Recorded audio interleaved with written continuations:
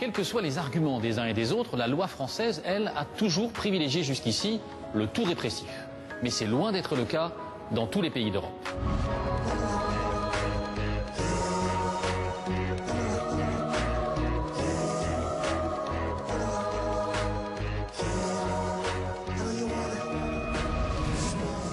Je vous propose maintenant d'aller voir ce qui se fait au Portugal. Pourquoi le Portugal? Tout simplement parce qu'un rapport des Nations Unies considère le Portugal comme un pays exemplaire. Là-bas, le consommateur de cannabis est d'abord considéré comme un malade qu'il faut aider, plutôt que comme un délinquant qu'il faut punir. Le reportage est signé Evancia Lachaud et Gwen Le Gouil.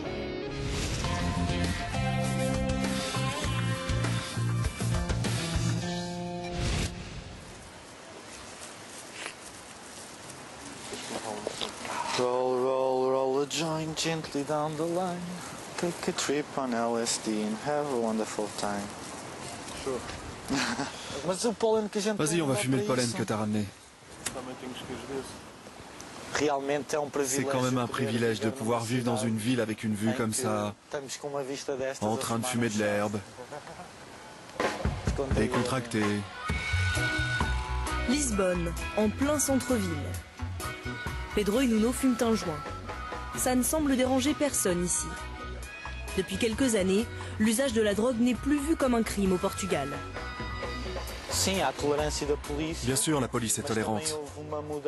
Mais il y a surtout eu un changement dans la loi qui fait que la société est plus tolérante vis-à-vis du cannabis. Avant, c'était un crime grave. C'était interdit. Aujourd'hui, depuis que ça a été dépénalisé, les gens continuent de fumer, comme avant, dans la rue. Mais il n'y a plus de conséquences. Ou alors, quand il y en a, elles sont beaucoup moins graves qu'avant. Ouah, elle est forte ton herbe.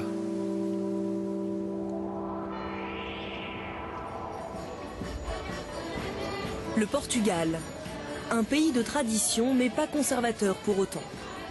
En 2001, la loi a dépénalisé l'usage de toutes les drogues. Ici, consommer pour son plaisir du cannabis, de l'héroïne ou de la cocaïne n'est plus passible d'une peine de prison. Bon, je vais avec vous. Luis Costa fait partie de la police municipale de Lisbonne. Depuis la nouvelle loi, il fait toujours la chasse aux toxicomanes, mais sa mission a changé. Bon, vous allez retirer tout ce que vous avez dans les poches. Tu as ta carte d'identité sur toi? Non. Non? Bon, donne ton sac à mon collègue. Bon, et toi, tu fumes quoi? C'est quoi ça? C'est les restes? C'est drogue. On va voir, je sais pas. On doit analyser premier. Et, je pense à héroïne. Non, non, c'est de la coke. C'est cocaïne. Bon, tu vas venir au commissariat, d'accord? Mais pourquoi? Pourquoi? Bah parce que tu es là en train de consommer, et surtout parce que tu n'as pas tes papiers d'identité. Martinho est donc arrêté en flagrant délit de prise de cocaïne sur la voie publique, mais il ne risque pas grand-chose. Au commissariat, il ne subit ni fouille au corps, ni interrogatoire musclé. Le policier se contente de lui poser quelques questions. J'espère que tu es conscient d'avoir de la chance de vivre au Portugal.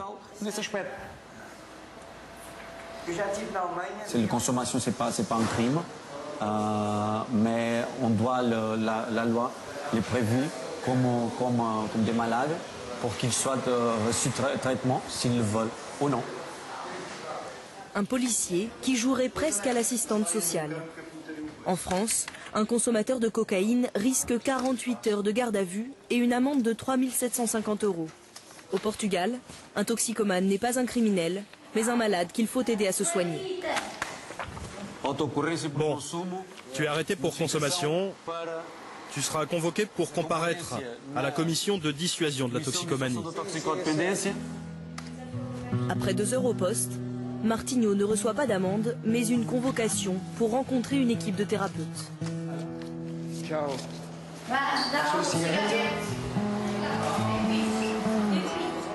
À peine sorti du commissariat, Martinho finit sa cocaïne dans la rue sans être inquiété. Il est libre de se rendre ou non à son rendez-vous.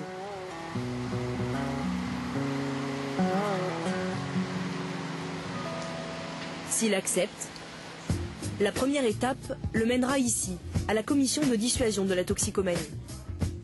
Une commission unique en Europe créée il y a 10 ans par la loi de dépénalisation. Dans ce bâtiment, des professionnels de la santé reçoivent les consommateurs de drogue arrêtés par la police de Lisbonne.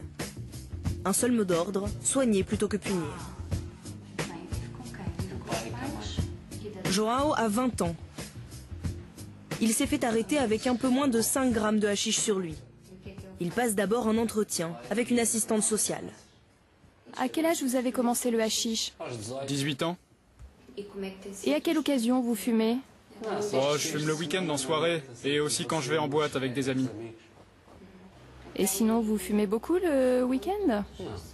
Non. 2-3 joints si je sors le soir. Sinon, je ne fume pas. L'entretien permet de dessiner le profil psychologique de João. Il ne s'agit pas d'un toxicomane, mais d'un fumeur occasionnel. La première évaluation on fait une sorte de triage pour comprendre s'il y a besoin d'intervenir sur les consommations, s'il y a besoin d'intervenir au niveau social, au niveau de la santé psychologique ou la santé physique. On fait normalement ce triage. Cette situation, c'est une situation parfaitement normale. Il est encadré au niveau professionnel, au niveau familial. Alors en ce moment, on n'a pas trop de soucis sur cette personne. Le cas de João n'inquiète pas l'assistante sociale, mais une équipe de psychologues va tout de même le recevoir. Ils vont essayer de le sensibiliser au risque de la drogue.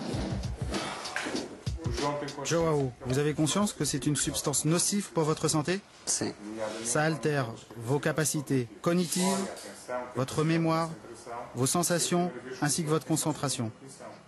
Bon, comme c'est la première fois que vous passez devant la commission, on va suspendre provisoirement la procédure en fonction de votre bonne conduite. João s'en tire avec une simple mise en garde. L'affaire sera classée s'il ne récidive pas. On lui donne le numéro d'un psychologue à appeler en cas de besoin. 80% des interpellations se terminent ainsi. Pour les toxicomanes avérés, la commission propose une cure de désintoxication. Un traitement entièrement gratuit et financé par l'État. Comme ici, à Taipas, en plein cœur de Lisbonne. Miguel Vasconcelos en est le psychiatre responsable. Oui. Ici, c'est la salle où on fait l'administration de la méthadone. C'est automatique et c'est informatisé. On va faire la recherche du nom du malade dans l'ordinateur et on va voir la dose, on va préparer la dose. La méthadone n'est qu'un produit de substitution. La première étape d'un long processus de sevrage. Souvent, on a besoin de faire plusieurs interventions médicamenteuses, psychothérapeutiques, la psychomotricité. Et on doit, avec les malades, ces malades particuliers, faire un plan de traitement et le suivre. En moyenne, 1000 drogués bénéficient chaque mois de cette approche thérapeutique qui mélange activité manuelle, suivi psychologique et physiothérapie. Un sevrage par le mouvement.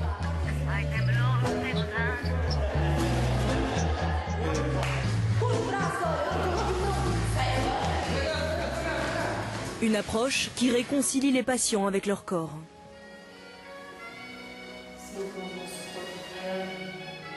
Pour nous, c'est très important d'inclure les traitements physiques dans le traitement global de la dépendance. Parce que le physique, est souvent, les gens oublient leur corps pendant qu'ils prennent l'héroïne et d'autres substances. Et après, on va faire une reconnaissance du corps et des mouvements. 9 drogués sur 10 arrivent ainsi à décrocher. Un taux de réussite exceptionnel qui a permis au pays de régler en partie la question de la toxicomanie. Car au début des années 80, le Portugal détenait le triste record du nombre de drogués sur son territoire. Près de 100 000 héroïnomanes. La politique de répression n'avait aucun effet.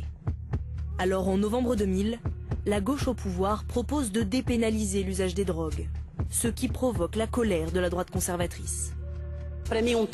Pour moi, un toxicomane n'est pas un malade. Ce n'est pas une fatalité. Ça ne dure pas toute une vie. Monsieur, vous voulez créer une société de sauvages. Malgré les réticences des conservateurs, le gouvernement socialiste reste inflexible. Le toxicomane n'est pas un criminel, comme le veut la loi pénale actuelle, mais un malade.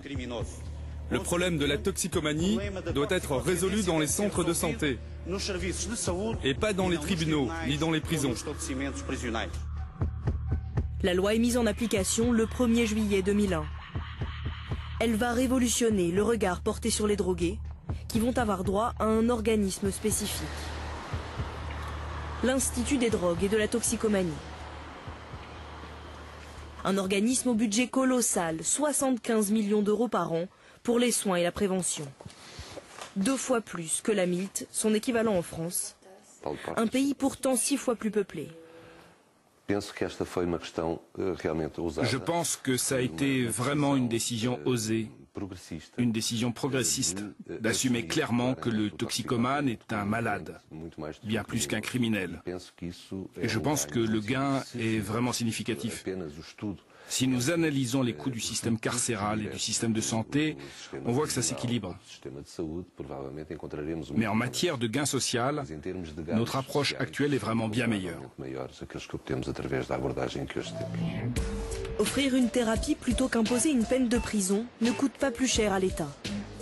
Et 10 ans après la dépénalisation, la catastrophe annoncée par le parti conservateur n'a pas eu lieu. Le Portugal n'est pas devenu un narco-État. Barrio Alto, quartier des bars. Les jeunes viennent ici pour faire la fête. On ne se cache même plus pour fumer des joints. La police ne baisse pas la garde pour autant.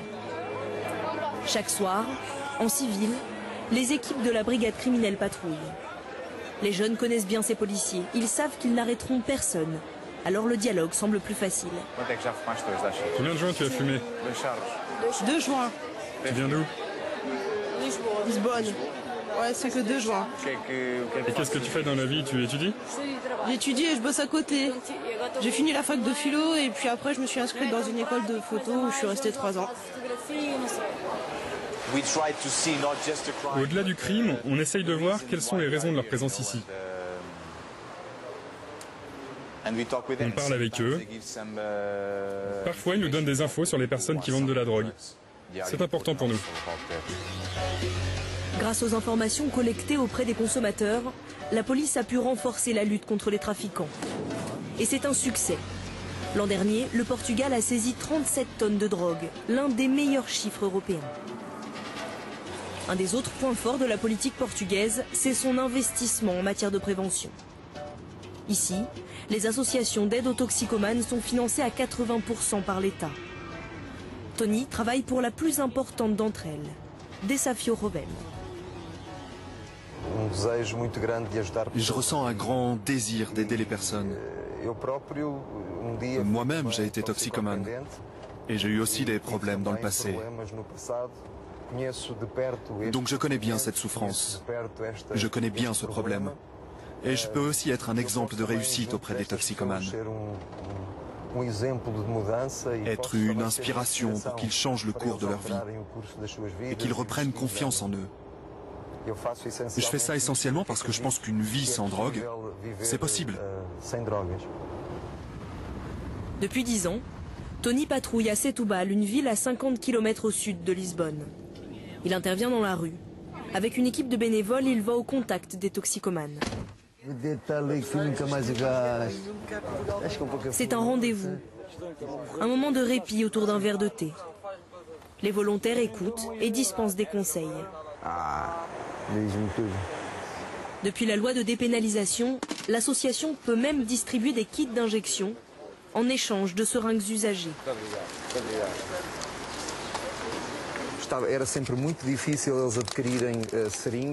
Avant, c'était toujours très difficile pour les toxicomanes de trouver des seringues.